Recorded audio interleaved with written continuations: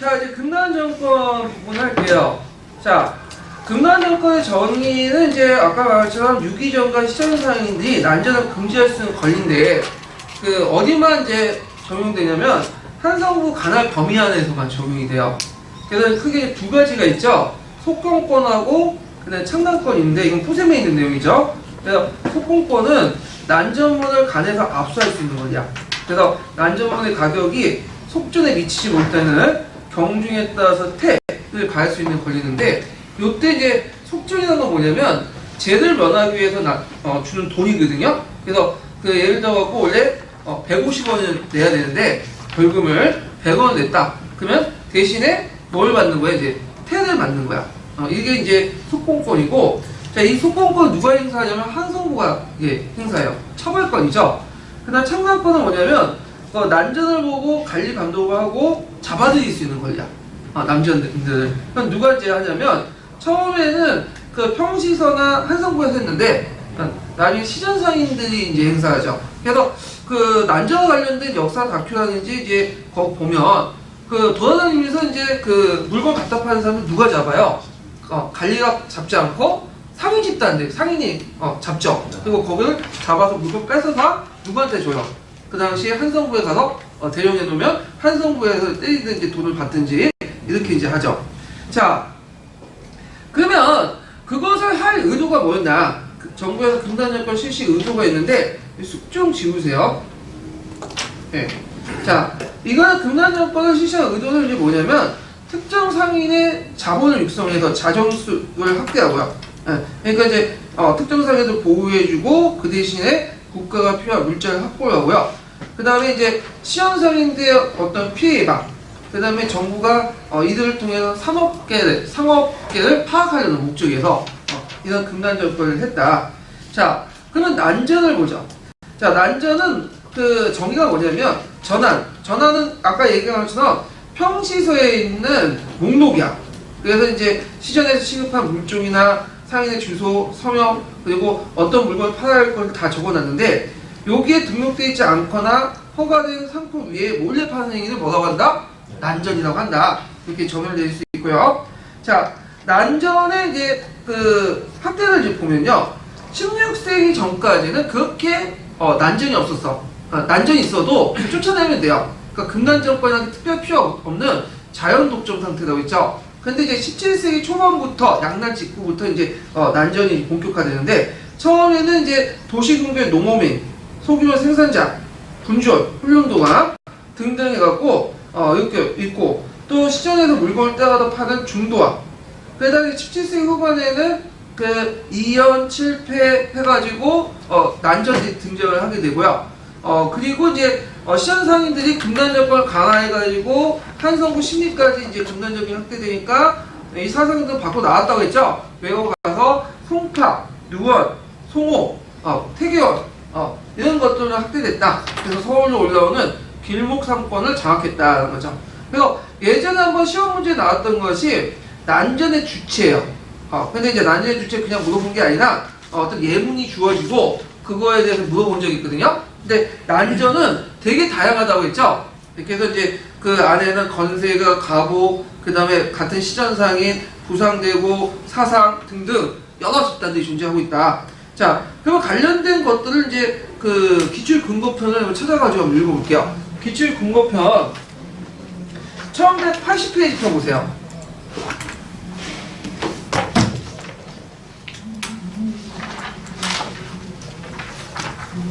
자, 거기에 보면 이제 그 난전에 관련된 내용, 푸셈에 있는 내용인데 그거 한번 읽어볼게요. 406번이요. 줘요. 난전은 임신이란 이후 시전상인의 상권을 위협할 만큼 크게 성장하였다. 이러한 난전의 성장은 훈련도감 군인에서 비롯되었다. 서울에 거주하는 훈련도감 군인들은 생계를 유지하기 위해 공급으로 받은 명포를 팔거나 수공업 제품을 만들어 시장에 내다 팔았다. 국가 재정상 충분한 급료를 지급할 수 없었던 조선 후기 정부는 훈련도감 군인들의 이러한 상업활동을 허용하지 않을 수 없었다. 그리하여 훈련도감 군인들은 시전상인과 달리 전환에도 오르지 않고 시역을 지지도 않으면서 상업활동에 종사하였다. 폴련도군 군인과 더불어 서울에 사는 도성민들도 상업활동을 통해 생계를 유지했다. 여기에 각 관청의 관리에 여기 외에 다른 도성민들도 적극 가담하였다. 그 결과 매매물통을 둘러싸고 여러 분쟁이 일어났다. 네. 자, 그 다음에 이제 넘어가서 그 분쟁의 발생 유형을 보죠. 이거 별표 2개 쳐놓으세요. 요거는 이제 그 예전에 기출문제 나왔던 거예요.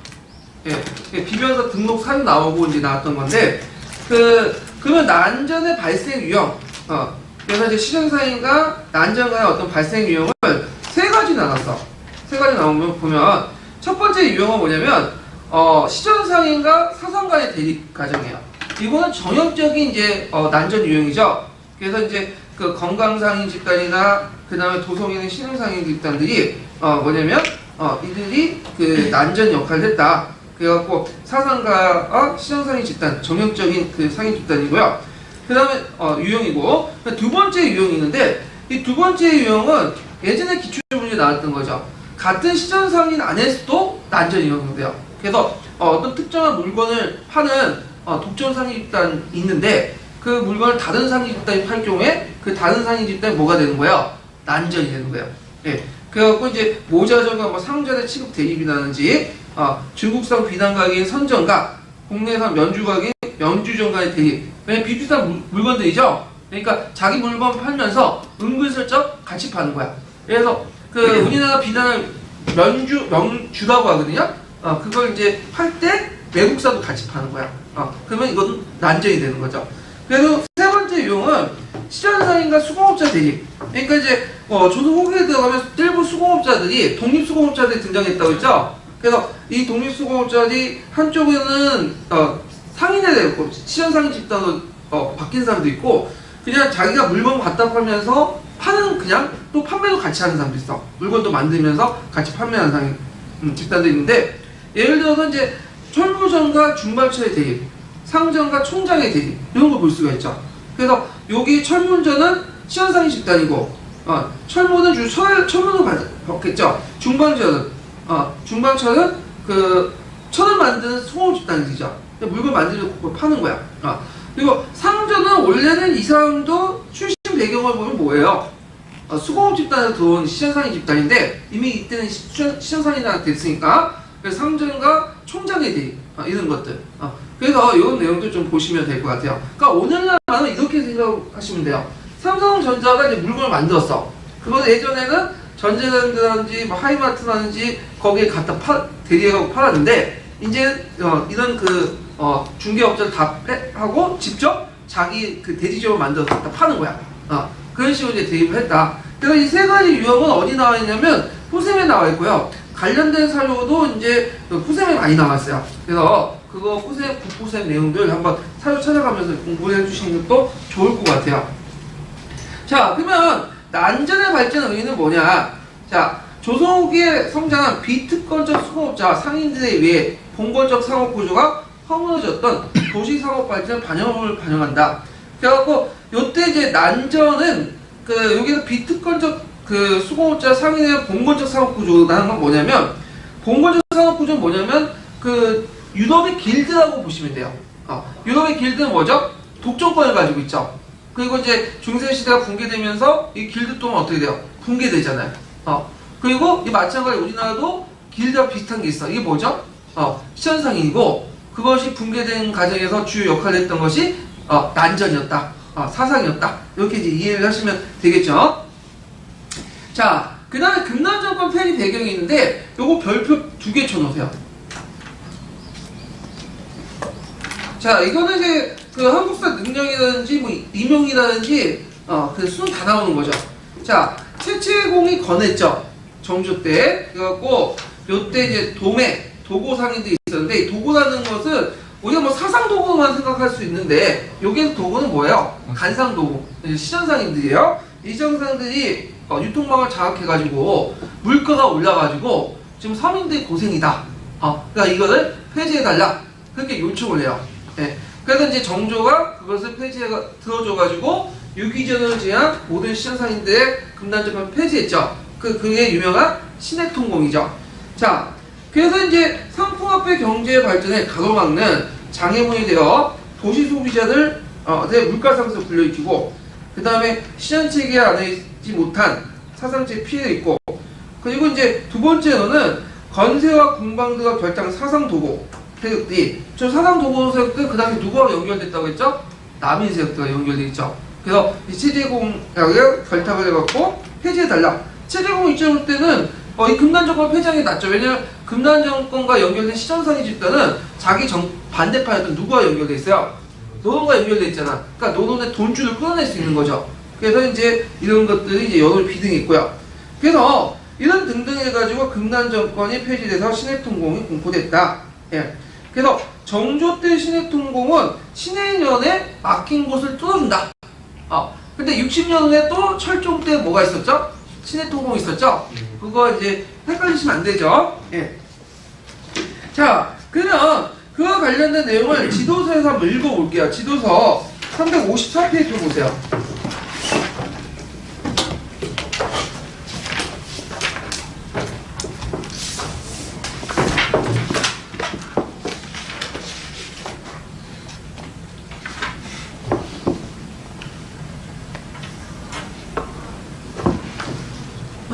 여기 보면 이제 354페이지 보면 그 금단정권 있죠. 금단정권.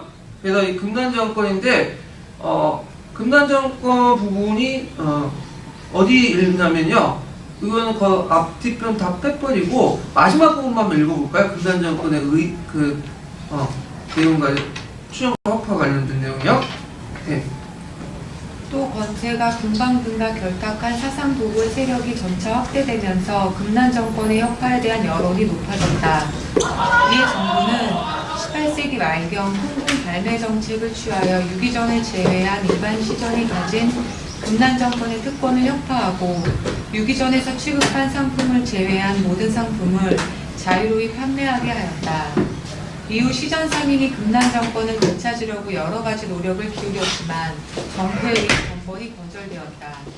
이처럼 조선 후기 금난 정권의 출현과 혁파는 조선 사회를 지배한 봉건적 상업 질서의 붕괴였고, 농업 생산력의 발전과 도시 인구 증가에 따른 상품화폐 경제 발달의 반영이었다. 자, 맨 마지막에 핵심적인 내용이 있죠. 조선 후기 금난 정권 출현과 혁파의 의의를 얘기한 거죠. 그래서 조선 사회 지배를 조선의 지배 봉건사회 질서의 붕괴, 농업 생산력 발전과 도시 인구에 따른 상품화폐 경제 발달, 반영 이런 것들 좀 쓰시면 되고요.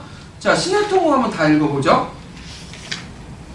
1791년에 각 시전의 구격은 존속시키면서 도과산업에 대해 공식적으로 금난 정권을 금지시킨 조치이다.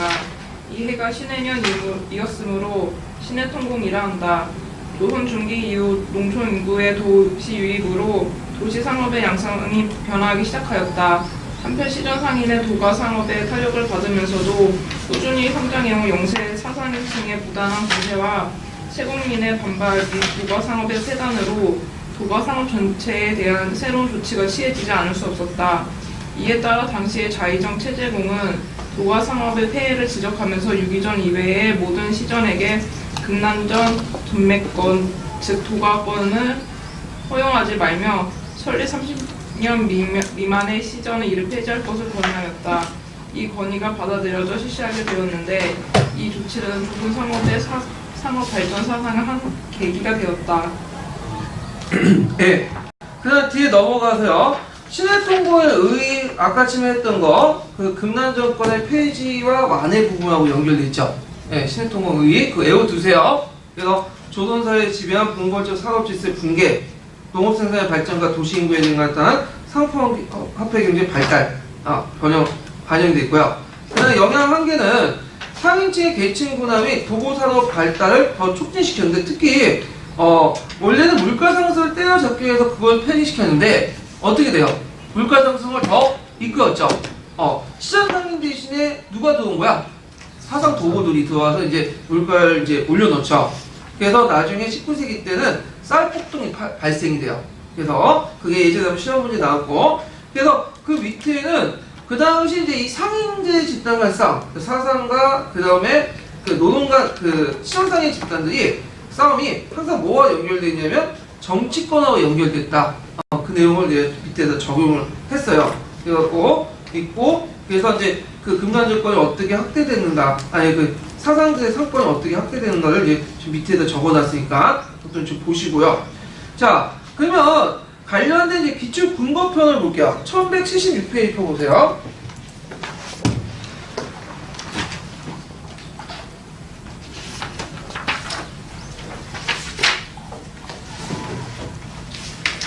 자, 1176페이지 보면 국편이 자주 좀 볼게요. 국편이 자주 보면 이제 그 395권은 이제 시내통공 계기로 해갖고 어떤 것도 있나 그 결과와 관련된 내용이고요. 그리고 396번은 시내통공이 함으로써 그 뭐냐면 그 당시 문제점. 그래갖고 이제 쌀값 폭등과 관련된 그래서 쌀 폭등과 관련된 내용이에요. 한번 읽어볼게요. 395번하고 396번이요.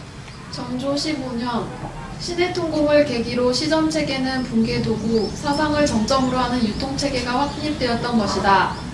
붕괴되고예요. 예, 못하고요. 예. 새로운 유통체계를 장악한 세력은 권세가와 연결된 사상대구나 여객 주인으로부터 대부분 송파나 마포 등 경강 지역의 부상대구들이었다.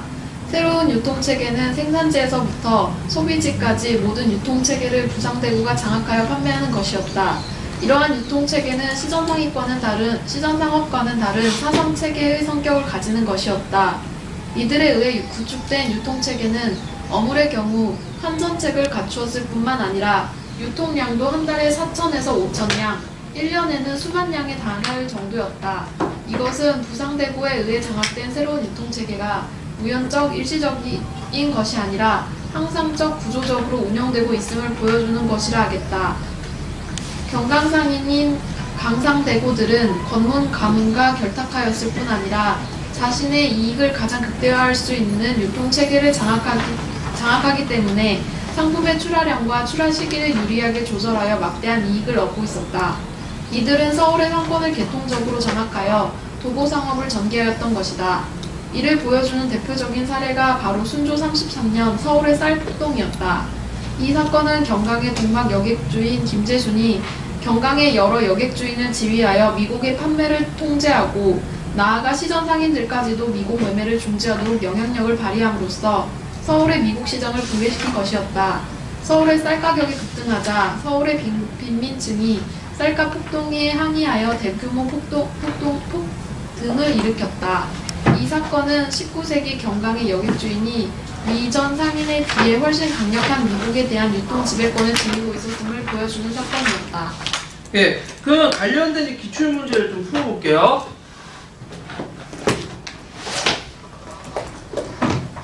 몇 페이지 펴보시냐면요.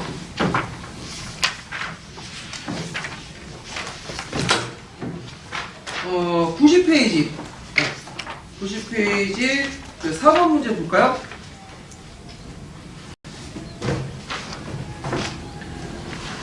자, 그 4번 문제 보면 다음 사건은 난전과 관련한 일어난 분쟁을 보여주고 있다. 이를 읽고 모둠에 답하시오. 이렇게 했는데 이게 일성동에 있는 내용인데 제가 아까 일성동이 아니라 그 비변서 등록에서 잘못 말한 것 같은데 일성동에 있는 내용이요. 자, 정조 12년에 있는 내용이야. 요거는 이 학문생은 되게 어려운 거예요. 그래갖고 이거 나오자마자 이걸 제대로 해석하는 사람이 거의 없었어요. 그래서 어떤 분이 이제 해석을 한 걸 제가 적어 놓은 건데 요즘에는 이렇게 어렵게 안 나와. 어렵게 나오면 그냥 풀리면 되는 거예요. 이렇게.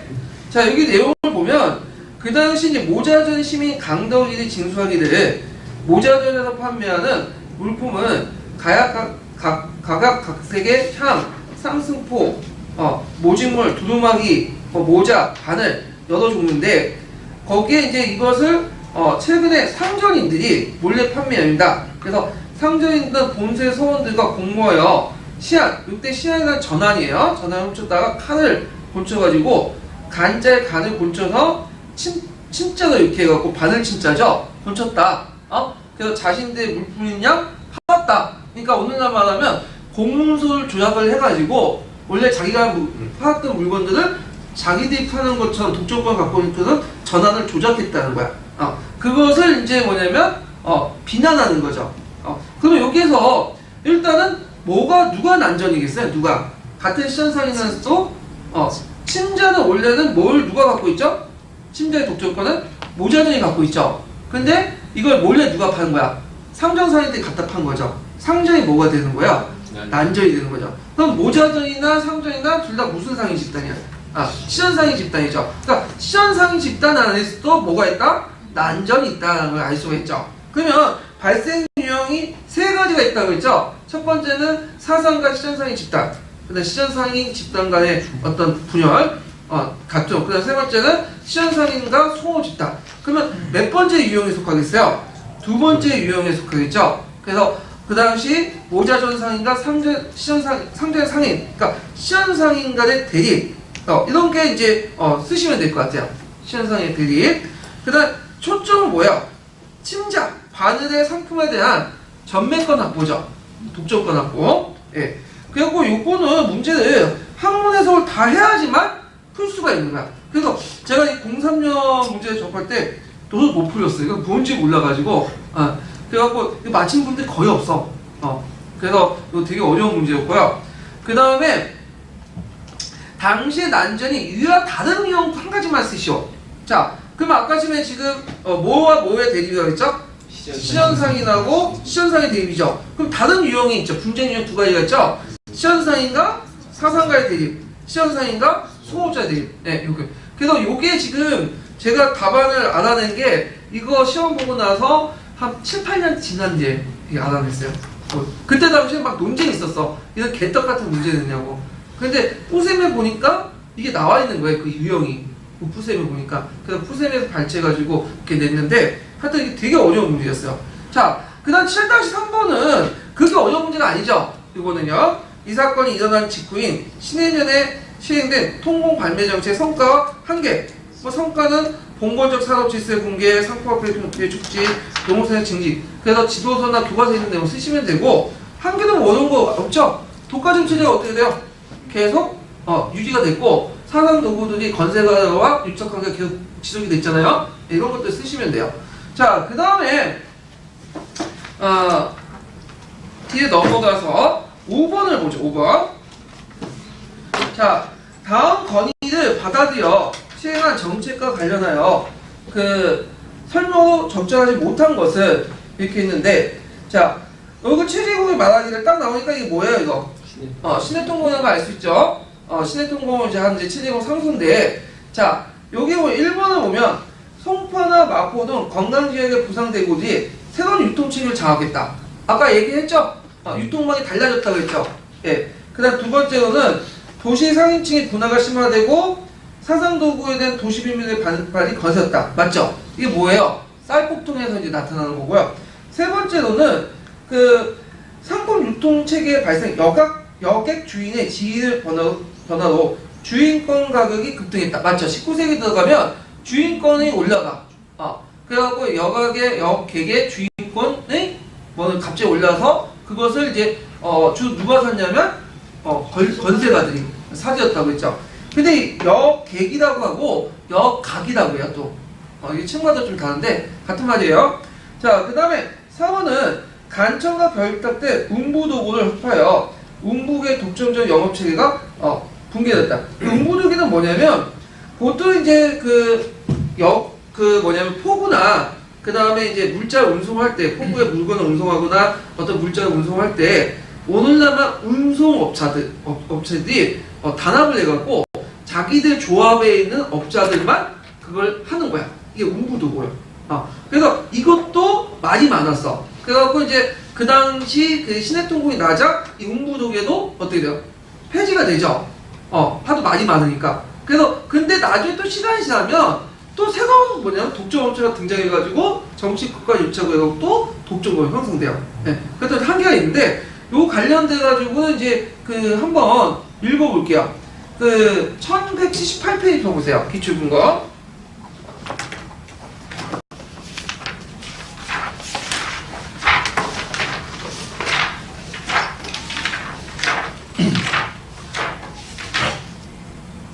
자, 1178페이지에 보면 거기 이제 뭐냐면 몇 페이지를 보시냐면요, 1178페이지 줄 399번이 있거든요. 예, 한번 읽어볼게요. 공부 도계 관련된 거.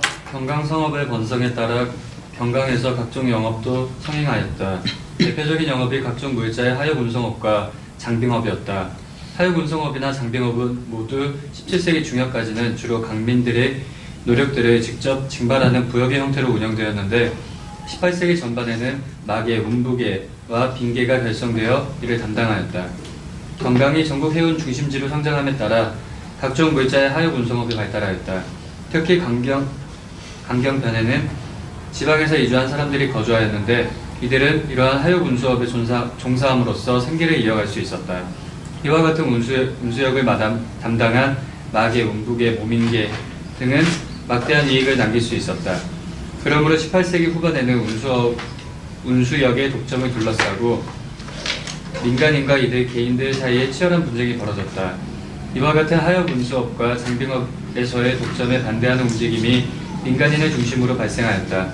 결국 시내 통공을 전후하여 관건에 의거한 도매 영업이 파산하고 민간에게 영업권이 넘어갔으나 이들 세력은 다시 관건과 결탁하여 독점적으로 운수역이나 장빙업을 경영하게 되었다. 예. 자, 그래서 이제 그 내용들, 운북이라든지 막이라든지 그 내용들 그냥 파악해 두시고요. 그 다음에 이제 마지막은 5번이 이게 틀린 건데, 수공업자들이 자신의 생산한 물건에 대해 독자적인 판매망을 구축하여 자유롭게 매매할 수 있게 됐다. 그러니까 이제 다음 건의를 받아 시행된 전체에 관련된 설명이죠. 그러니까 요거는 금난정권이 폐지된 후에 금난정권이 이제 시내통공 이후의 상황을 지금 얘기하고 있잖아요. 예. 그러면 수공업자 자신의 생산한 물건에 독자적인 판매를 구축하여 판매할 수 있게 되었다? 이게 틀렸어요. 이게 왜 틀렸냐? 그러면 교과서와 관련된 내용을 볼게요. 자, 교과서 170페이지, 리베는 170페이지 보세요.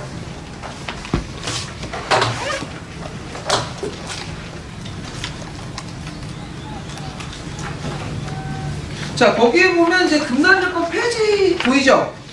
네, 금난정권 폐지. 자, 여기 보면 그 금난정권과 관련된 내용이 나오고, 자, 폐지에 관련된 내용이 나오고, 그 밑에 하살표 보시면 보면 시장상인이 금난정권을 행사함으로써 물가가 상승하고 상업활동이 제대로 이루어지지 못하자 정조는 유기전 이후에 시장상인이 갖고 있던 금난정권을 폐지했다. 그 결과 영세상인과 수공업자 활동이 활발해져 자유상인의 사상이 한성을 비롯한 전국 각지에서 활발하게 활동했다.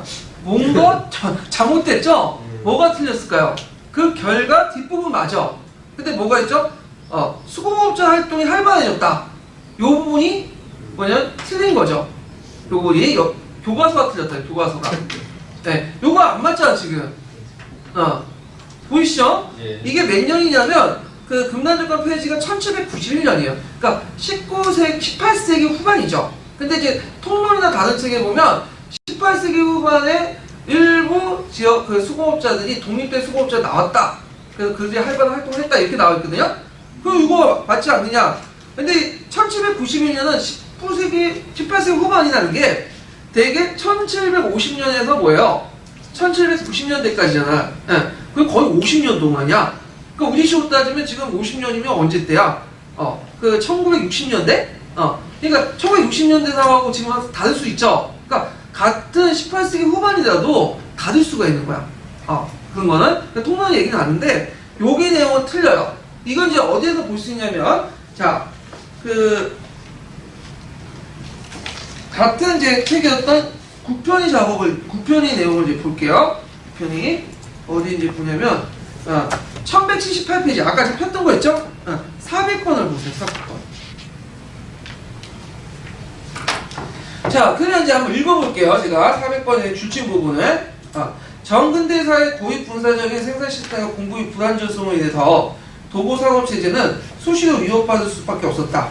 그러므로 일본 상업세력은 상업 이윤을 극대화하기 위해서 생산자, 그러니까 수공업자들 자신의 수준에 장악하려고 했고 상인들은 자신의 축적된 자본을 기초로 해서 수공업자를 뭘 통해서 지배했죠? 선대업.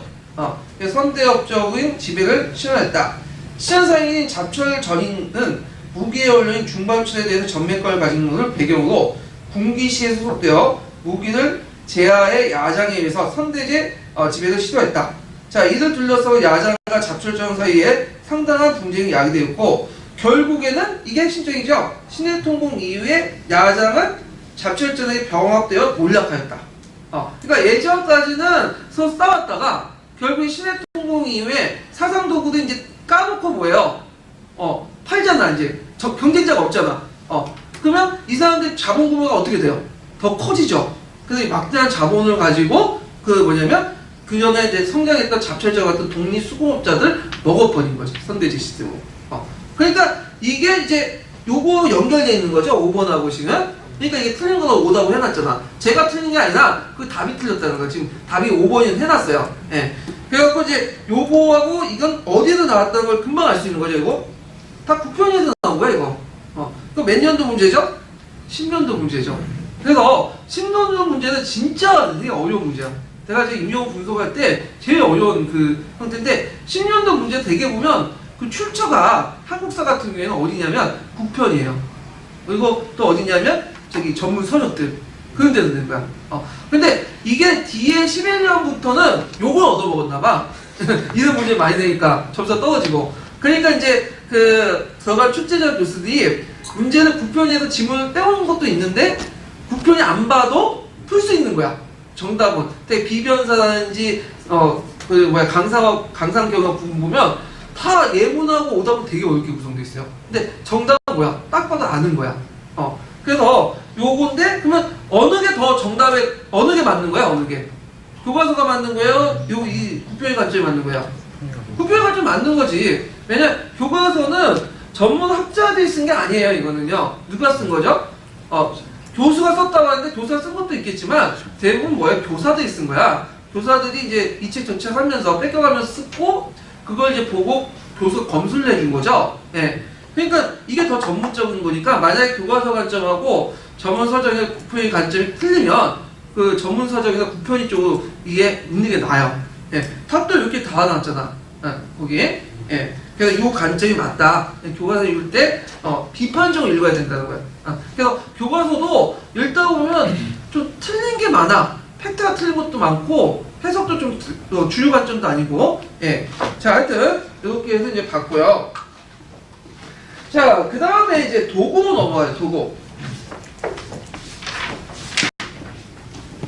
자, 도구는 원래 명칭이 이제 공인의 창고를 도구라고 했죠. 근데 이 창고는 단순히 물건만 보관한 것이 아니라 그냥 시세 차익을 통해서 매점 매석이나 걸 통해서 가치를 창출하는 공간이죠. 그래서 이런 시세 차익을 통해 매점 매석을 통해서 이익을 얻는 집단들 다 뭐라고 한다? 도구라고 해요. 그러니까 그 도구라는 안에는 다양한 많은 도구들이 상위 집단들이 있어요. 왜냐면 그렇게 매점 매석을 통해서 이익을 얻는 집단들이 하면 이익을 얻는 상위 집단 다 뭐라고 하는 거죠? 도구라고 하죠. 그러니까 도구라는 범위 안에는 되게 많아 상위 집단이. 그래서 크게 이제 간상도구하고 사상도구 이렇게 두 개가 나누군요. 그래서 간상도구는 시전상인, 공인, 경주인, 영주인 되게 금단 정권을 바탕으로 성립된 도구들이고요. 그 다음에 사상도구는 객주, 여각, 건강상인, 개성상인, 의주의 만상, 내상 등 이런 상인들이야. 근데 교과서나 통론에서는 주로 어디만 좀 부각이 될까요? 사상도구들만 부각이 되죠. 근데 간상도구도 존재하고 있다. 이거 좀 기억을 해두시면 돼요. 그러면 도구와 관련된 정의 부분과 관련된 부분들 한번 읽고 넘어갈게요. 자, 기출문거 1180페이지 펴보세요.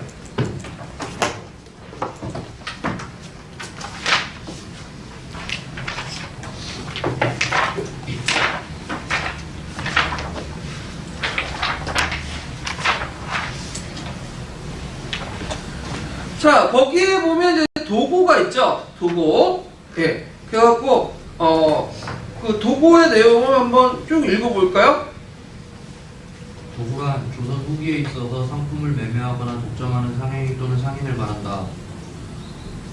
그냥 건너뛰세요, 그냥. 예. 대동법 이후에 나타난 새로운 개념이다. 도구 상업은 조선 후기의 특징적인 상업 형태로서 당시의 경제계의 변화, 즉 대동법 실시에 따른 공인자본의 발달, 상업인구의 현저한 증가, 금속화폐의 전국적 유통, 그리고 외국무역의 발달 등으로 인하여 대두되었다. 시장상인, 경강상인, 개성상인, 의주상인, 옥내상인 등은 정부와 관계 및 그들의 우세한 자본력을 이용하여 조직적이고 대규모적 도구 상업을 영위하여 막대한 자본을 집적해왔다. 자, 거기에 이제 도고의 발생 배경이 나와 있죠. 대동법 실시로 인한 공인자본의 발달, 상업인구의 현저한 증가, 금속화폐의 전국적 유통, 외국무역 발달, 이거 쓰시면 되겠죠. 도고의 형성 배경. 예. 그 다음, 예, 계속 읽어보시겠어요? 까지 확대되는 원격지 교육은 소상품 생산자의 상품 유통을 가로막고 소비자에게도 큰 피해를 입혔다. 더 나아가서 그들은 도곡끼리 유통망과 자본을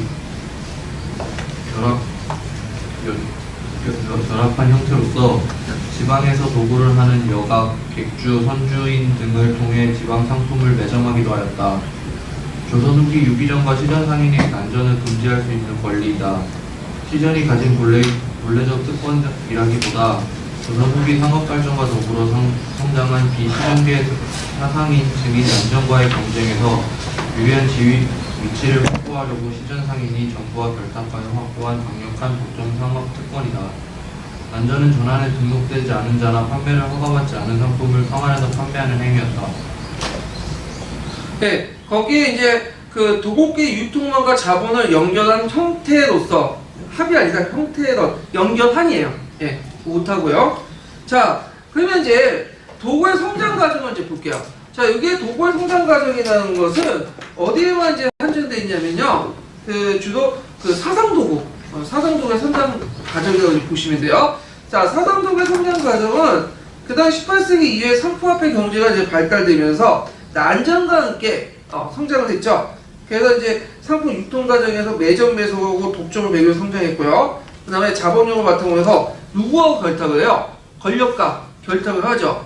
그래서 폐해는 아까쯤에 얘기했을 거예요. 그래서 이제 소상품 생산자가 상품 유통을 가로막혀서 소비자의 피해를 입히고 친해통공 위에 여러 차례 도구 허파령을 내려요.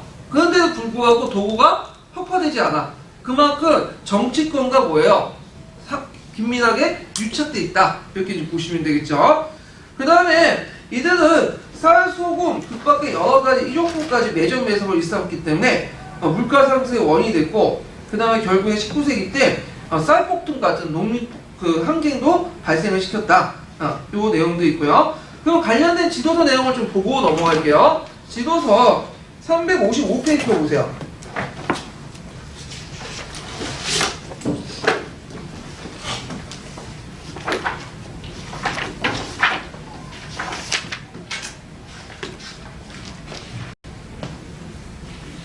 자, 355페이지에 보면 이제 도구와 관련된 내용들이 이제 나와있죠. 그래서 이 도구와 관련된 내용인데, 여기에 관련된 부분들은 이제 앞부분은 각자 보시고, 어디를 보냐면 뒷부분만 잠깐 이제 연결될게요. 거기 보면 1833년 쌀소동 부분이죠. 1833년부터 하고 마지막까지 한번 읽어볼까요? 1833년 서울의 하청 소비자들이 일으킨 쌀소동은 서울의 미전상인과 여객주의 및 경강 모국상인이 연합하여 쌀값을 올리려고 매점 매석함으로써 서울 싸전들이 문을 닫았고, 이 때문에 쌀을 구하지 못한 빈민들이 폭동을 일으키면서 일어난 사건이었다. 주로 개성, 동네, 의주와 같이 대외무역이 활발한 지역이나 지방의 상품 집산지, 특히 금난 정권이 미치지 못했던 서울 성밖의 경강, 송파, 노원과 같은 상업 요충지는 도구들의 주요 활동지였다. 이들은 소비자의 생계 없어서 난될 쌀, 소금, 그 밖에 여러가지 일용품까지 매점 매석을 일삼았기 때문에 상업 공급의 부족과 물가 상승을 야기하며 도시 소비자의 생활을 압박하였고, 다른 한편으로는 시전상인과 경쟁함으로써 이들을 통해 국역을 부과하고 징세하던 국가 재정에도 크게 영향을 끼쳤다. 이와 같이 이들은 대자본과 전국적 유통망을 기반으로 하면서 한편으로는 봉건 권력과의 결탁을 유지의 기반으로 삼았기 때문에 대부분은 특권적 정상이었다. 또한 이들은 상업 독점으로 축적한 자본을 산업 자본으로 전환하기보다 토지에 투자하여 봉건적 토지 소유 관계를 유지하려는 경향이 강하여 이를 극복하지 않는 한 근대적인 상업과 상업 자본으로 발전할 수 없는 한계를 지니고 있었다. 자, 그래서 이 사람들은 이제 산업자본적인 어떤 성격을 갖고 있지만 근대적 산업자본은 좀 거리가 멀다. 왜냐면 정경 유착이 강했고, 그 다음에 또 이들이 불을 축적한 것을 어디에 재투자했다고 했죠? 소지. 정근대 시대 때 보면 이제 동양에서 돈 번 거는 뭐야? 땅을 사주거든. 지금도 그렇지만 땅은 확실하죠? 어디 뭐 뺏길 일도 없잖아. 그래서 이런 문제점이 있다. 그래서 보통 이제 그 한계를 쓰면 요거 쓰시면 돼요. 정경유착, 그 다음에 토지의 어떤 투자, 그래서 그로 인해서 근대적 산업과 산업자본을 발전할 수 없는 한계, 그러니까 도구의 한계 쓰면 요거 쓰시면 돼요. 그 부분 어디부터 이들은 이와 같이 이들은 여기 있죠. 그 밑에 있는 내용이 다 한계에 관련된 내용이에요. 네. 그러면 도구와 관련된 문제가 나오는데 항상 나오는 사료가 있어. 잠깐 이제 140페이지 펴보세요. 미래엔 140페이지 교과서 잠깐 보고 얘기할게요. 자, 제가 지금 그 교재도 실어놨지만 미래엔 140페이지 보면 항상 도구 나오면 뭐가 나오죠? 박지원이 쓴 허생전이 나와. 허생이 원래는 이제 그 당시 남자 밑에 몰락한 양반 출신이고 맨날 그 글만 읽고 돈을 안 벌어보니까 이제 그 여자 그 부인이 뭐야? 바가지 굽죠. 그러니까 누구한테 찾아가요? 그 당시 제일 그 갑부였던 범부자에게 찾아가죠. 근데 이 범부자는 이제 그 당시에 번승업이라고 해갖고 중인으로 보고 있어. 역관 출신. 그 역관들은 뭐야? 돈 많이 벌잖아요. 그래서 만냥을 불려가지고 안성에 내려가서 그 당시 어딜 장악해? 서울로 올라온 물건을 장악하죠. 그러니까 이제 물품들 장악하니까 서울의 물가가 뛰잖아. 그래서 그걸 통해서 막대한 부를 축적하죠. 이게 대표적인 무슨 활동이에요? 도구야, 도구. 네. 그래서 그 당시 도구가 상당히 많이 행해졌다. 그래서 여기 내용을 보면, 자, 조선후기에는 실제로 허생과 같이 자본을 운영하여 부를 축적한 상업자본가들이 많이 나타났고, 상업자본가는 예전에 한번 설명했죠? 부의 축적 방법을 뭘로 선택하죠? 유통. 그래서 대규모 상업활동이 주로 권력을 가진 지배층이 주도하는 이전과 달리 권력에 소외된 허생 같은 인물들이 스스로 운영하여 부를 추출할 수 있게 되었다. 이런 내용들 이제 좀 보시면 될 것 같고요. 자, 그렇지만 요거는 그냥 설명이고 소고책에 있는 내용이고 지금도 그렇지만 돈을 하려면 항상 돈을 벌려면 뭐하고 연결해야 돼요? 권력하고 연결해야지. 근데 그 당시 사상들도 항상 누구와 연결됐다? 권력과 연결되고 몇 차례 도구 허파를 내도 그게 안 됐던 게 뭐냐면 허파를 내면 뭐예요? 그 관리들도 이제 밤에는 뭐겠어? 기생 끼면서 같이 술 마시며 놀았던 그런 사람들 아니야. 그러니까 제대로 안 된단 말이야. 예, 그런 것들을 좀 기억을 해주시면 되고요. 자, 그럼 관련된 이제 기출 문제를 잠깐 풀어볼게요.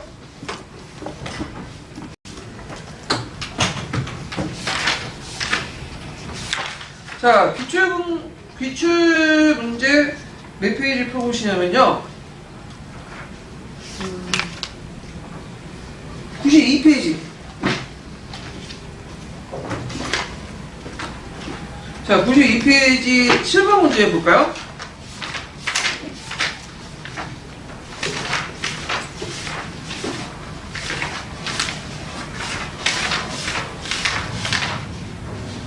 자, 7번 문제 보면 다음은 조선후기 때 상업계 변화를 엿볼 수 있는 자료다. 자, 정통적 가를 대표하는 상인들이 활동했던 권한을 쓰고 그 다음에 나와 유사한 방식으로 부를 축적한 상인 집단 예를 세 가지 쓰고 그들의 특권적인 상업활동 내용을 각각 쓰시오. 이렇게 이제 있는데, 자, 여기에 보면 이제 운종가는 뭐예요? 오늘날 종로에 있는 그 시전상인 집단들의 행량치를 말하는 거죠. 운종가의 시전상인들 특권은 뭘 가지고 있었죠?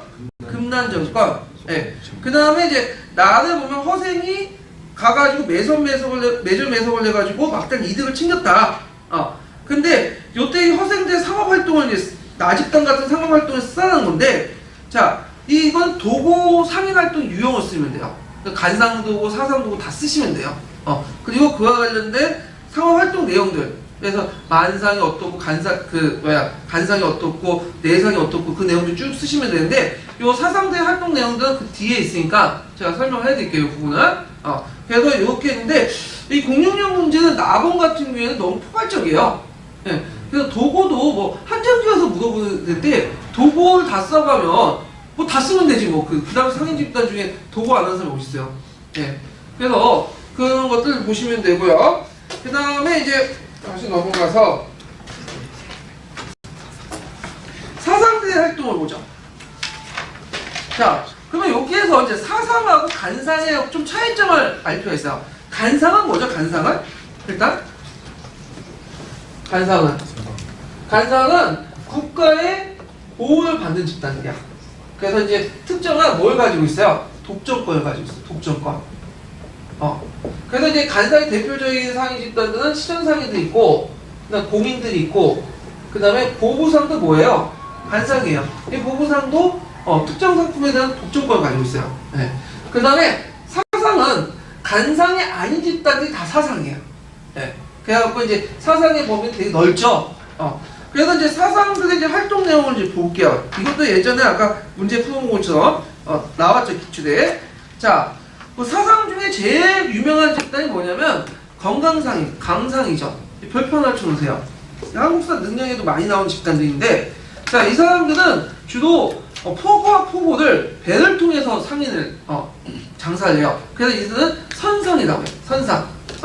그래갖고 이제 주로 한강변을 중심으로 정부의 세곡과 양관 지지층의 소작로를 통해서 했던 상인 집단인데, 자, 이들의 이제 그 성장 과정을 보면 17세기 이후에 상품화폐 경제 발달과 함께 공무의 주요 상품이 되면서 점차 선박을 이용해서 곡물 도매상을 했다. 그 다음에 이제 성가 수입보다 곡물 운반 과정에서 자연의 부정한 방법을 이용해서 자본을 축적했다. 이게 뭐냐면 보통 이제 그 조선 전기 때 같으면은 좋은 선이 있어 따로. 좋은 선. 그래갖고 이제 있는데 좋은 선이 이제 그 대표적인 좋은 선이 뭐냐면 맹선이라는 게 있거든. 맹선.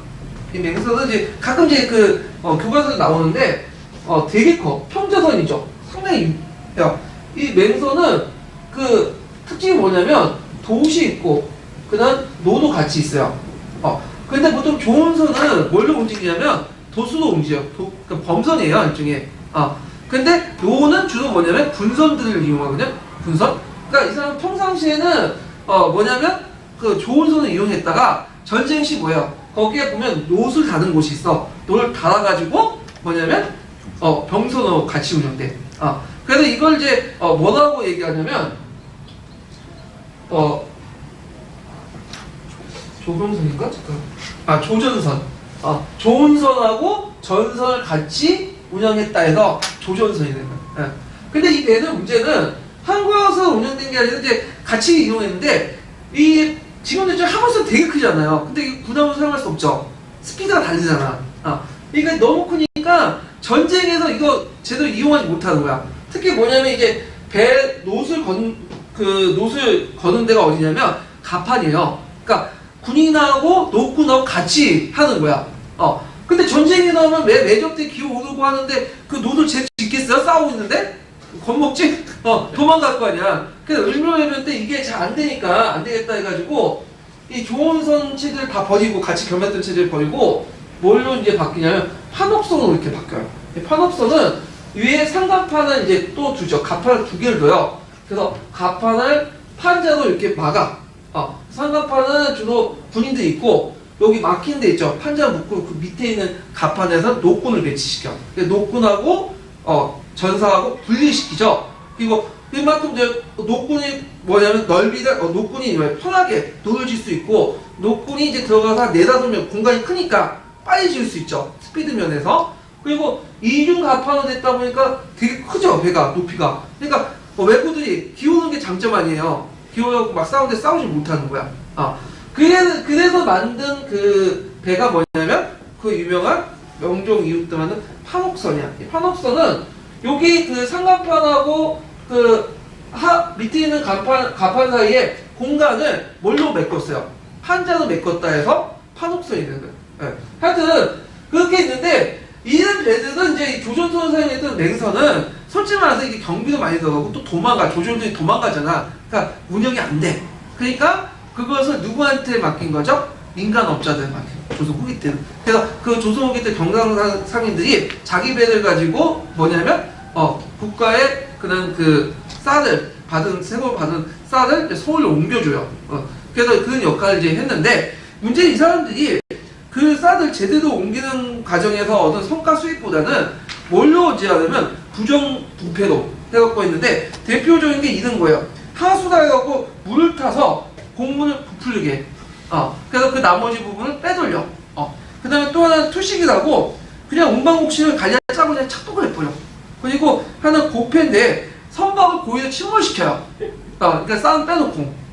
그런 식으로 해서 이제 선박이 이게 어쩔 수 없이 침몰됐다 이렇게 이런 식으로 말하는 거야. 근데 이제 갈리들도 이런 방식으로 얘네들이 착복한 거 다 알고 있어. 근데 그냥 눈 감아줘. 왜냐? 얘네 뒷돈을 막 먹은 거죠. 네. 그러니까 이 유착관계 때문에 예전에 이제 그 나중에 이제 정부가 이제 건강상인하고 이제 끊으려고 했는데 끊어질 수가 없는 게 뭐냐면 이게 유착관계가 너무 강하기 때문에 끊어질 수 없어. 왜냐? 자기 건강상으로 손을 딱 끊으면 어떻게 해? 그동안 들어온 돈이 없어지잖아요. 네. 그래서 이런 건강상이 이런 식으로 해갖고 이익을 독점을 했다. 이익을 축적을 했다. 이렇게 이제 보시면 되겠죠. 그래서 이 사람들은 이 축적된 자본을 가지고 공을 매점 매석을 해서 도고상인 성장을 했고요. 그리고 그것 때문에 무슨 폭동을 일으켰다고요? 쌀 폭동을 일으키죠. 더 나아가서 이제 선박공주에 직접 투자를 하게 해요. 그래서 조선업도 경영을 하게 되죠. 그래서 다양한 활동을 하고요. 또 이 사람들은 또 거기 이제 보시면 알겠지만 건강지역 상인들이 주로 활동했던 곳이 어디냐면 포구들이에요. 그래서 포구 나중에 설명할 때 포구와 포구를 서로 연결시켜줘. 그리고 포구의 제일 그 윗자리에 있는 사람이 누구죠? 여각이죠. 여객. 그 여각 주인권을 누가 갖게 되는 거죠? 건강상인들가. 그래서 막대한 좀 이득을 챙기죠. 자, 그래서 있고 그 의미는 뭐냐면, 자, 축적된 자본을 다시 상품 생산에 투자하여 직접 생산자들 상인자본에 예속시켜서 상업이 봉건적 사업체계에서 근대적 상업체계 이행하는데 크게 발전했다. 그래서 이들은 축적된 자본을 가지고 선대들을 통해서 수공업자를 또 지배하는, 그래서 상업자본에서 산업자본으로 넘어가는 어떤 가동의 모습을 보였다. 그렇게 의미를 두고 있어요. 자, 그러면 이들 상인 집단에 대한 그 밑줄 근거표를 한번 볼게요. 1179페이지 볼까요?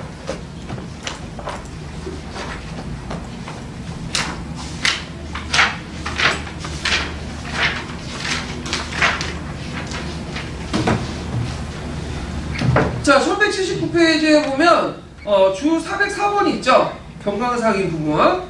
읽어볼게요. 경강상인들은 한강을 이용하여 운수와 조선을 통해서 돈을 벌기도 하고 미국, 소금, 어물 등을 경기도와 충청도 일대에 판매하여 막대한 이득을 취하였다. 경강상인의 활동으로 뚝섬에서 양화진에 이르기까지 한강 유역에서 많은 나루터가 늘어났으며 지방민의 서울 유입에 따라 도성 밖에 많은 신촌이 건설되고 서울의 행정구역도 사대문 밖으로 확대되었다. 서울 주변 지역에서 활동하던 사상도구 가운데 대표적인 사람들은 한강 연변에 기지를 갖고 있던 경강상인을 꼽을 수 있다. 이들 가운데서는 조선 초기부터 세국 운송에 종사하면서 치부하게 된 사람들도 있었고, 처음에는 양화진, 강서, 마포, 동작진 등 한강변의 나루터에서 노광업에 종사하거나 소상인으로 출발하였지만 점차 자본을 모아 커다란 선박을 여러 척 소유할 만큼의 경제적 성장을 이룬 사람들도 있었다. 이들이 취급하던 물자는 주로 미국을 비롯한 곡물과 선제 등이었다. 이 시기 경강상인들의 도구 활동에서 비롯된 것이었다. 서울 주변 지역에서의 사상도구의 활동은 앞서의 경강변 이외에도 누원과 송파 등지에서 두드러지게 나타나고 있었다. 먼저 누원에서의 사상의 상업활동에 대해 알아보도록 하겠다. 예. 자, 그래서 이렇게 이제 좀 보시고요. 자, 그 다음에 이제 개성상인을 보자. 개성상인은 이제 뭐라고 부르냐면 송상이라고 하죠. 송상. 그래서 이 사람들은 이제 출신 배경이 뭐냐면 그 고려시대 때 왕족 출신들이 많아요. 그래서 이 사람들이 몰락을 내갖고 상인이 됐다고 했는데, 그래도 이제 상인 중에서도 좀 약간 유식한 사람들이 많아. 이 사람들은. 그래서 이 사람들은 전국에 송방이라는 지점을 설치하죠.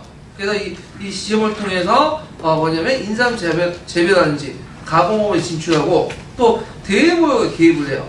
네, 그리고 정권과 밀접하게 또 유착을 해서 도고상인으로 이렇게 성장하고요. 이 송상들은 청과 일본 간의 중개무역을 하죠. 그래서 청나라하고 무역을 했던 상인 집단들이 어떤 상인 집단이에요? 우주에 있는 만상이죠.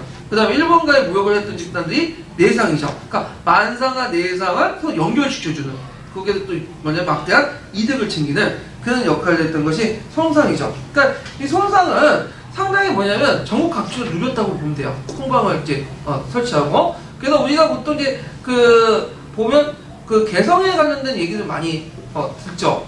예, 그 개성에 그 유명한 세 명이 있다고 그러죠. 예. 그래갖고 이제 그 개성과 관련된 인물들이 많이 부각된 것은 요 송상대 활동 때문에 다 송상대 이제 전국 각지에 들면서 자기 고향을 자랑하는 과정에서 얘기가 됐다. 뭐 서경도 항진이 뭐 그 얘기 막 흩어지잖아요. 다 그런 얘기에서 부각이 된 거죠. 자, 그래서 이들의 특징을 보면 사계송도 치부법이라고 있죠. 이거 외워두세요. 요거는 이제 뭐냐면 복식부기라고 하는데, 이 복식부기는 그 뭐냐면 그 대차관념을 분명히 하기 위해서 이인법을 사용했다고 하거든요. 그래서 모든 물건 또는 사실을 사람과 같이 인격을 간주해가지고 차별과 대별을 넣어갖고 했다고 그래요. 네. 근데 이 복식부기를 사용하는 것은 그 르네상스 시대 때 이제 그 피렌체나 이런 그 도시국가가 되는데 무려 200년 앞섰다고 해요. 200년. 그래서 상당히 의미가 있으니까 좀 외워두시는 것도 괜찮습니다. 사계송도 치부법. 예.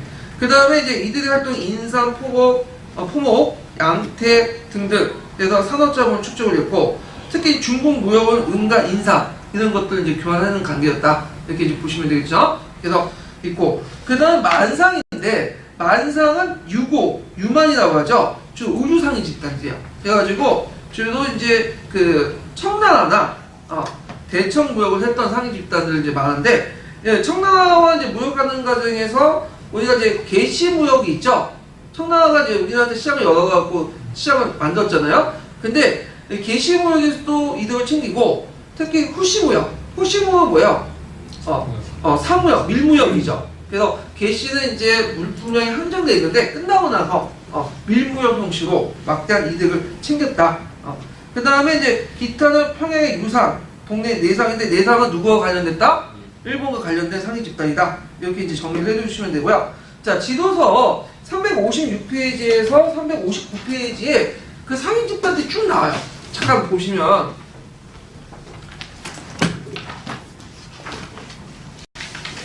자, 거기에 보면 이제 일단은 357페이지 잠깐 보면 거기에 강상이 보이죠. 강상. 아까 제가 읽었던 강상 내용이 있고요. 그래서 이제 그 358페이지에 보면 이 강상들은 조선 후기 때 정보의 그 뭐냐면 고가, 그러니까 세고 운반하는 것을 이제 하게 되는데, 그 과정에서 성과 수입, 그러니까 운반 수입보다는 뭐냐, 곡물 운반 과정에서 자기들 여러 가지 부정한 방법으로 자본을 축적했다고 했죠. 그래서 제가 아까 예를 든 하수나 투식이나 고패 이런 말이 여기는 나와 있으니까 좀 읽어보시고요. 그 다음에 개성상인 집단들에 대해서 나오죠. 그래서 개성상인들의 어떤 그 활동 사항들 쭉 나와 있는데, 그 중에 좀 눈여볼 게 거기 그 359페이지에 뭐가 있죠? 사계송도 치부법. 그래서 이건 서양보다 2세기 앞섰다고 그래요. 서양보다도 2세기 앞서 있는 독특한 복식부기사를 고안을 했다. 그래서 아마 이게 나오려면 이제 그 사계송도 치부법이나, 그 다음에 개성상인들의 그 전국 지점을 뭐라고 부른다? 송방이라고 부른다. 요건 이제 나올 수 있겠죠. 그 다음에 이제 359페이지에는 만상과 관련된 내용들이 있죠. 그래서 주로 이제 청나라와 이제 무역을 했고, 후시나 색시 무역에서 막대한 이득을 챙겼다. 이런 내용들이 있어요. 요거 시간 관계가 다 못 읽으니까 갑자기 읽어보세요. 네. 그래서 있고, 그 다음에 이제 넘어서 포구사업 보죠. 포구사업. 이 포구라는 건 뭐냐면, 지금은 항구가 발달됐잖아요. 항구가. 그래서 이제 항구라는 건 뭐야? 항구는 이게 항구는 어떤 거냐면,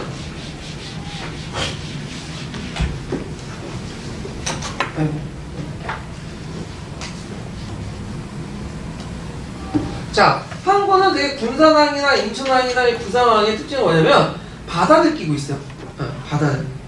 그래갖고 이제 바다를 끼고 주로 해외무역을 하죠. 근데 이제 이 포구는 바다를 낀 게 아니라 요 안쪽에 보면 강어기가 있어요. 강어기. 바다를 낀 것도 있지만 강어기에 보면 조창을 설치해 놓거든요. 이 조창을 중심으로 발달된 곳이 포구예요. 그래서 이게 바닷가에 있는 것도 있고 강 안쪽에 계속 있는 것도 있어. 마포나 이런 것들은 안쪽에 있는 거죠. 마포 같은 경우에는 이제 왜 그 포구가 생성됐냐면 여기가 이제 뭐냐면 그 바닷물과 강물이 만나는 곳이야. 그래서 여기에서 이제 뭐냐면 배를 갈아타야 돼요. 그래서 바닷물 쪽으로 가면 수심이 깊기 때문에 뭐죠? 큰 배가 필요하죠. 근데 강길 타다 보면 왜 수심이 낮잖아요. 그래서 강배가 필요해. 교환대 그 뭐냐면 교대도 이렇게 하는 거에서 마포가 이제 부각이 됐던 곳인데, 자, 하여튼 요게 조창을 중심으로 강 어귀에 형성된 것이 뭐다? 포구라는 거죠. 그리고 이 포구와 포구를 연결시켜주는 상위 집단들이 어떤 집단이다? 경강상위 집단이다. 강상이다. 이렇게 보시면 되겠죠. 자, 그래서 이제 발달 과정을 보면 종래에는 세업과 소작물 운송기지였다가 이 경강상인들이 모여들면서 상업의 중심지가 됐다. 조선후기 때. 자, 그러면 관련된 그 내용을 한번 읽어볼게요. 미네엔 139페이지 펴보세요.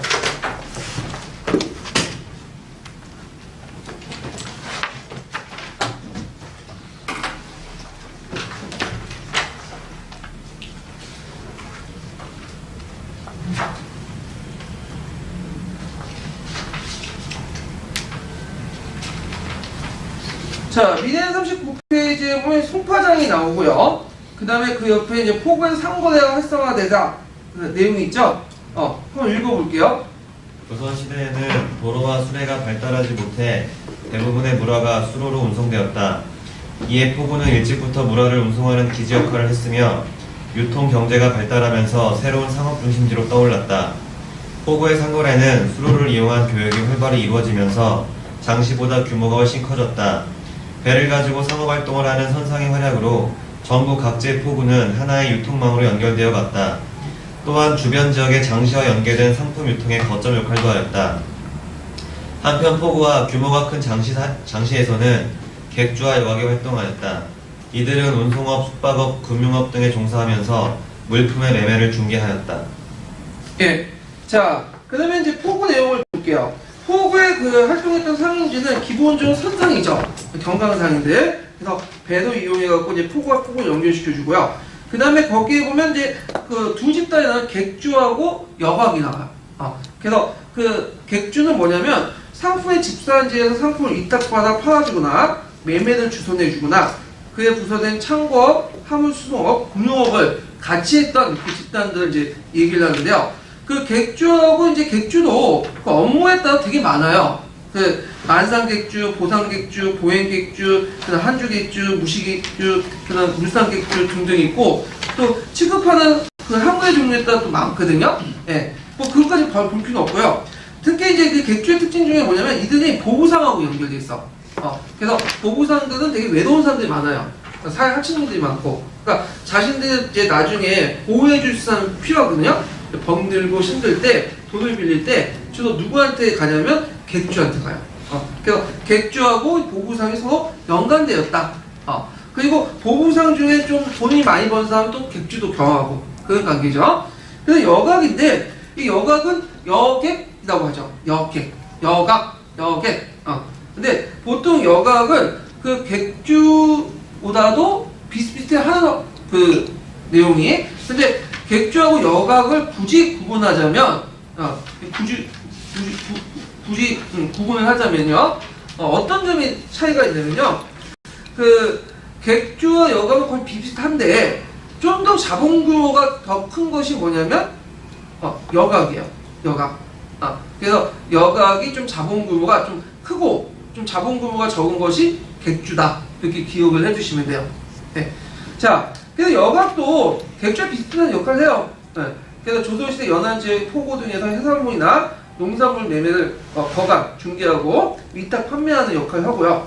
그 다음에 또 하주, 돈줄 역할도 하죠. 그래서 금융업, 여간업을 하는 업소인데 업종별로 그 역할은 객주를 보다 비슷비슷하고 객주보다 좀 큰 집단이 자본구역 여각이다. 이렇게 기억을 해주시면 되고, 보통 이제 포구를 장악한 사람들이 누구라고 하죠? 여각이죠. 여각들이 이제 주인권을 갖고 있어요. 주인권은 뭐냐면 그 포구의 그 상품을 처리할 수 있는 권한들을 가지고 있어요.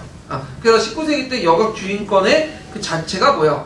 상품화 돼가지고 많은 돈이 청정부지로 뛰었다고 했죠. 네, 그것이 예전에 기출문에 나왔던 거고요. 그래서 이 내용도 이제 좀 기억을 해두시면 되고요. 자, 그 다음에 그 장시의 발달 보자. 장시의 발달. 자, 장시는 이제 그 15세기 초 말부터 산남지역에서 형성돼서 조선후기 때 이제 18세기 중후에는 천연요새 개설되고 5일장이 이제 형성이 되고요. 그 다음에 또 일부 장시는 상설시장화 되죠. 그리고 이제 전국적인 유통망을 가진 장시들이 등장하는데 대표적인 강주의 송파장, 그다음 은진의 강경장, 그다음 송파가 왜 강주나 이렇게 하시는 분이 있는데 예전 송파는 어느 지역에 있었죠? 강주에 있었어요. 지금 서울에 있지만, 예. 그래서 강주가 되게 컸나 봐요. 강주가 커서 이제 유수부도 있었고, 그 다음에 지금 강주가 있고 그 성남 있죠? 하여튼 강주. 그 강주에서 이제 뭐는 분당인가? 그 분당 아시죠? 분당도 그쪽에서 나온 거고 강주에 있었다가. 예. 그래서 되게 컸던 도시인데, 자, 하여튼 은진의 강경장, 덕원의 원상장, 창원의 마산포장. 그럼 창원하고 마산포가 왜 같이 붙었냐? 그 당시에는 창원 안에 뭐가 있었어요? 마산포가 있었어. 행정구역. 지금은 뭐예요? 또 통합이 됐죠? 네, 창원, 마산, 그 다음에 어디다? 진해. 자, 그 다음에 특수시장도 있는데 약을 파는 시장이 있어요. 약재시장이 대구, 청주, 공주, 양령시가 있었고, 그 다음에 파시다가 갖고 해산물을 갖다 파는 시장도 있었다. 그럼 보부상은 어떤 역할을 하냐면 시장과 시장을 연결시켜주는 그런 상위 집단이고요. 그 보부상 같은 경우에는 그들 자체가 뭐냐면 어깨가 조직이 있어요. 전국적인 조직망. 그래서 이제 정부가 그걸 저쪽에 이용한다고 했죠. 그래서 정부가 이제 하기 어려운 일들을 누가 대신해 주는 거야? 보부상. 그래서 이제 그 구한말 때 뭐 한국협회라든지 이런 단체들이 대표적인 거죠. 그래서 그만큼 또 특권을 줘야 되죠. 그래서 특정 물품에 대한 독점권을 줘요. 그래서 보상한테 준 특정 물품이 있고 부상에게 줬던 또 특정 물품이 있어. 그래서 침범하지 못하게 하고. 그래서 보부상은 사상이 아니라 뭐죠? 간상이죠. 예. 그래서 이렇게 이제 보시면 되고요. 대무역 보죠.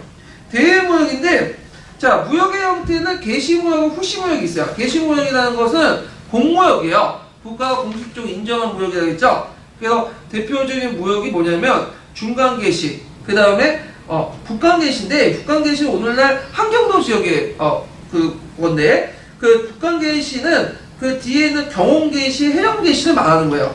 북한이라면 지금 한경도니까 해령개시, 경홍개시. 그래서 중간개시, 그 다음에 해령개시, 경홍개시 같은 경우에는 누구하고 무역이죠? 청나라. 언제 형성된 무역이에요? 병정은 아니죠. 정묘환. 정묘환의 그 이유가 뭐야? 청나라가 싸우다 보니까 명나라하고 교류가 끊어졌죠. 그러다 보니까 이제 그 필요한 물자들 어디에서 얻으려고? 초선을 얻으려고 쳐들어온 거 아니야. 그래서 이제 개시를 허락해달라 하니까 시장을 형성해 주는 게 요 세 가지 이제 개시죠. 그 다음에 외관개시인데, 외관개시는 동네. 오늘날 초랑회관 있죠? 예전에 또 두면포에 있다가 옮겼어. 두면포 외관에 있다가 초랑회관에 옮겼고요. 그래서 이제 무역을 했다.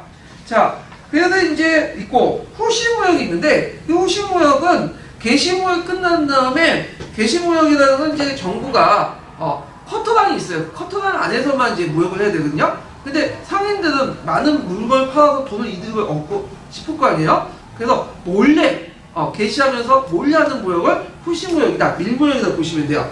그래갖고 이제 그 사무역인데, 뭐 중간후시, 뭐 해령후시, 경호후시 다 있고요. 근데 여기 좀 눈여겨볼 게 뭐냐면, 책문후시인데, 책문후시는 여기 있는데, 이 책문후시는 이제 여기 이렇게 공식 인정해서 반각을 좀 쳐주세요. 자, 책문후시는 뭐냐면, 거기에 지도를 좀 보시면,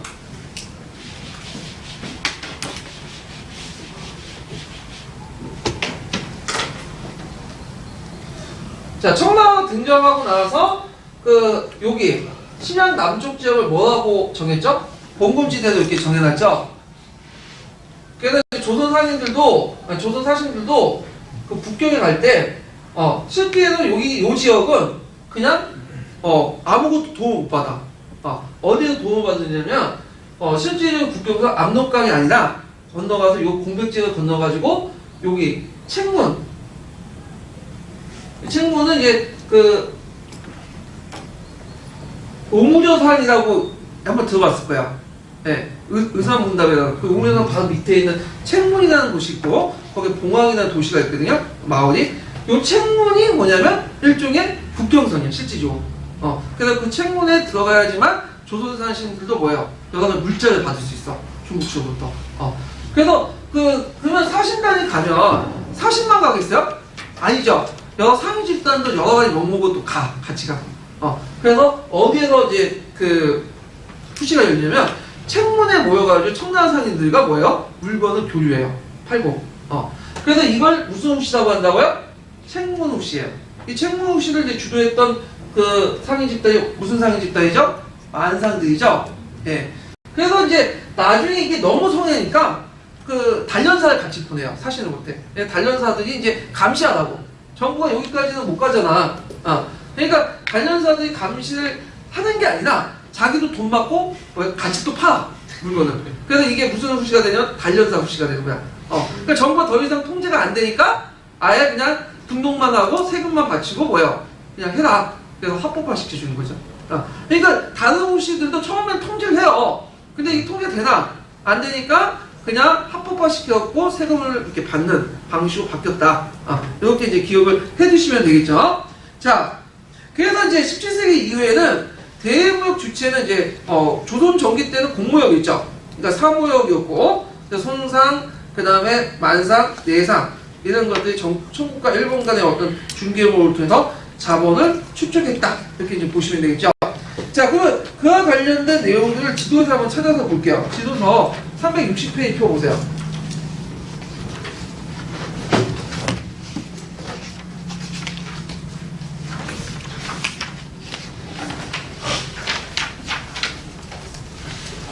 자, 360페이지 잠깐 보기 전에 356페이지에 보면 객조하고 여각이 있거든요.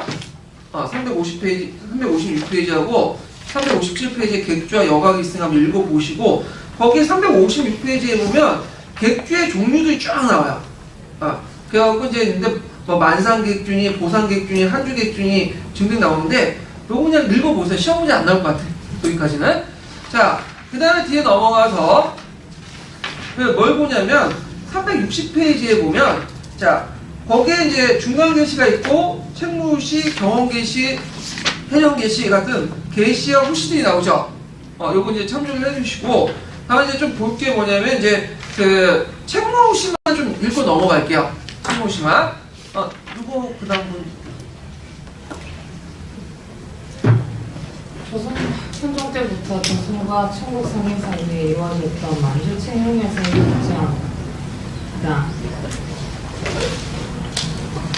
조선시대의 대무역은 공무역을 원칙으로 하였으나 1660년 현종 1년부터 조선과 청나라의 사신의 왕래가 빈번해지자 책문에서 이중 및 개성상과 요동의 차호 간에 사무역이 시작되어 책문우시라는 이름으로 불리게 되었다. 조선 정부에서는 처음에 이를 단속하였으나 민무역의 취체 관원인 단연사가 이에 가담하여 단연사우시라는 이름까지 나자 할 수 없이 이를 묵인하고 휴대폰에 과세하여 이주부 경비로 충당하기도 하였다. 이로 인해 1년에 유출되는 은이 50에서 60만 원이 이르자 1759년 영조 30년 책문우시를 공인하고 거래 품목을 정하게 되었는데 이에 따라 가죽, 종이, 주, 저포, 면 등의 수출이 막대하여 매수를 위협하게 되자 1747년 정조 11년에 폐지하였다.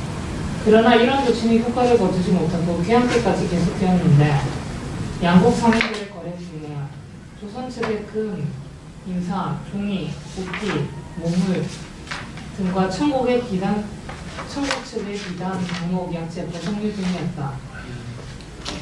자, 그래서 이제 그 내용도 이제 파악을 해주시고, 자, 그러면 이제 그 관련된 기출문제 잠깐 풀어볼까요? 자, 91페이지 풀어보세요.